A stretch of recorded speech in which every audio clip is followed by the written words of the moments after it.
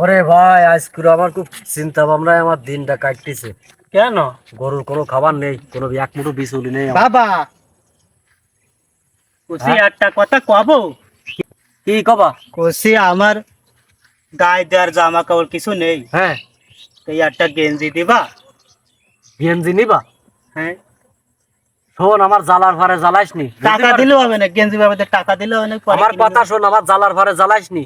আমার গরুর এক মুঠো বিচুলি নেই, সেই টেনশনে আমি এই রাস্তায় তে মাথায় বসে রয়েছি চিন্তা ভাবনা করতে করতে, বুঝতে পারছি। আর তুই এখন আসি করতে গেঞ্জি দিবা? হ্যাঁ, তা গেঞ্জি ঠিক হ্যাঁ হল নেই।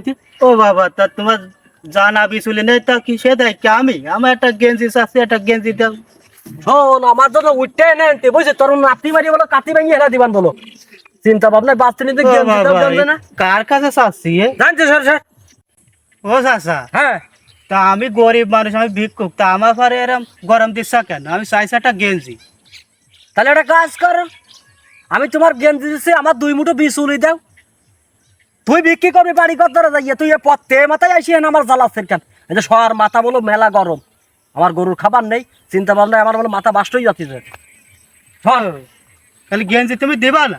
না, কত জায়গায় ঘুরলাম, কেউ তো দিলে না। ভাই ও বাজারে বসেন, আমি আসতেছি ভাই। ও 10 মিনিট লাগবে রে। ভাই ঠিক ফোনটা আছে। ফোনটা একটু রাখবেন। আচ্ছা ভাই, ও আসি আলাপ হবে না ভাই। ঠিক আছে ভাই, রাখলাম।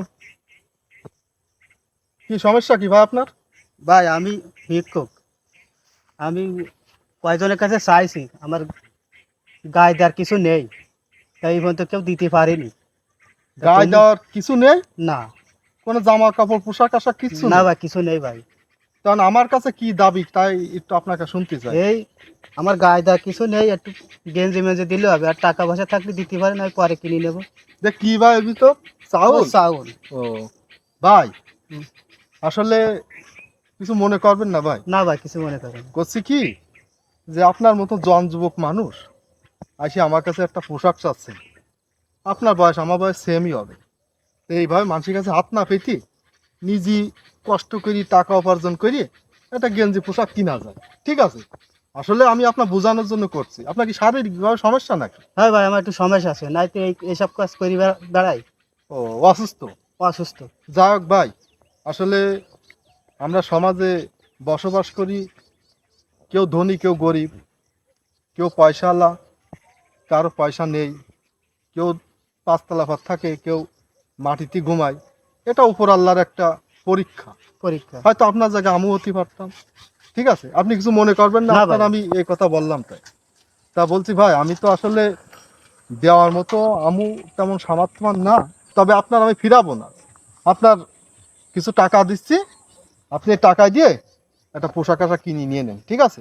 জি ভাই। বিয়ে শাদী করেছেন? আছে ভাই, বউ ছেলে পিলে আছে? আছে, একটা ছেলে আছে। একটা ছেলে আছে, সুস্থ আছে? হ্যাঁ, সুস্থ আছে। যাক আলহামদুলিল্লাহ। ভাই আসলে আবার বলছি ভাই, যদি সুস্থ থাকেন, যদি আল্লাহ ভালো করে, রোগ থেকে মুক্তি দেয়, পরের কাছে হাত পাততেন না ভাই। না ভাই। কাজ করে খাবেন ভাই, শ্রম দিয়ে খাবেন, জীবনে তৃপ্তি পাবেন। একটা গেঞ্জির জন্য পরের কাছে, একটা টাকার জন্য, চাউলের জন্য হাত পাতা, আসলে এটা ছোট মনে হয়, ঠিক আছে? যা হোক, বেশি কথা বলি ফেললাম। কাজ কাম ভাই করতে পারিনি তো, রোগে আর এই যা এইসব করি, ওষুধ পানি কিনি, তা শেষ হয়ে যায়। আরে ভাই, রোগ ব্যাধি আল্লাহ একটা পরীক্ষা। এই যে টাকাগুলো দিলাম, একটা জি ভাই। গেঞ্জি কিনে নিয়ে নেন ভাই, ঠিক আছে?